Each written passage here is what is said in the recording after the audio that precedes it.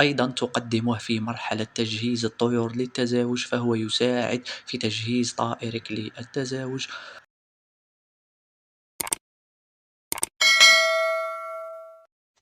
أخواني الكرام، السلام عليكم ورحمة الله تعالى وبركاته. مرحبا بكم في حلقة جديدة على قناة الطيور.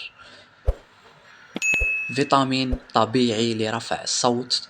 تغريد أي طائر كنت تربيه. الكثير من يعاني من انخفاض صوت طيوره المغردة، سواء كناري أو حسون، فهذا الفيتامين يرفع صوت تغريد طائرك ومفيد للطيور ويقي الطيور ويعالج عدة أمراض عند الطيور، واللي هو فيتامين سي.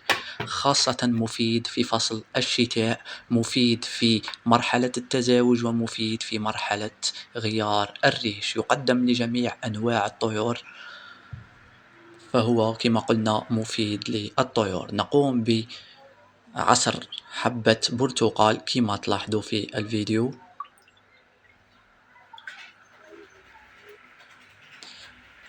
تقوم بعصر البرتقال حسب الطيور التي عندك،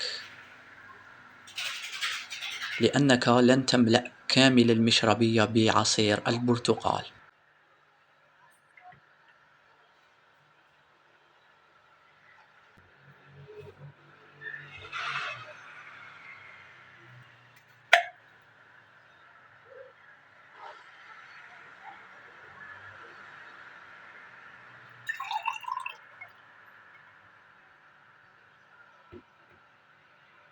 تقوم بملء ربع المشربية بعصير البرتقال، والباقي سنضيف الماء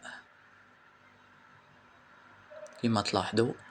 تكمل الباقي بالماء، طبعا يكون ماء صالح للشرب، لأن الماء الحنفية لا نقدمه للطيور لأنه ضار. كما تلاحظوا هذه هي الطريقة الصحيحة. تقدم هذا الفيتامين لطائرك لمدة 24 ساعة مرة واحدة في الأسبوع. الكثير من يسأل هل عندما نقدم هذا الفيتامين نقدم معه الماء؟ لا طبعا.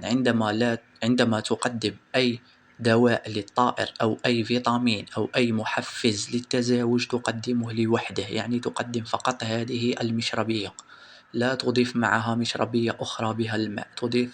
تضع فقط هذه المشربية، وبعد 24 ساعة تقوم برميها وإعطاء ماء عادي للطائر.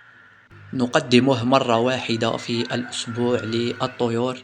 كما قلت لكم في بداية الفيديو، مفيد في مرحلة غيار الريش، فهو يزود الطائر بالطاقة التي يفقدها في هذه المرحلة. كما نعرف الطائر يفقد الكثير من طاقته في مرحلة غيار الريش، لأنها تعتبر مرحلة متعبة، فهذا الفيتامين يعوض طاقة الطائر.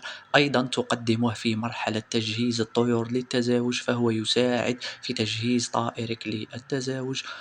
وأيضا تقدمه في فصل الشتاء، ضروري لأنه يقي الطيور من نزلات البرد.